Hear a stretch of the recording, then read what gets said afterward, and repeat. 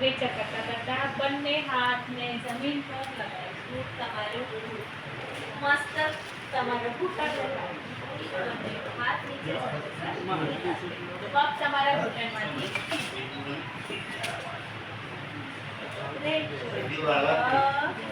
ફરીથી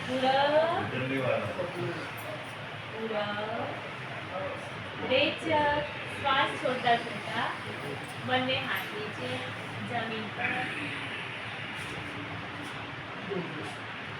પગ ઘૂંટણમાંથી સીધા ફરીથી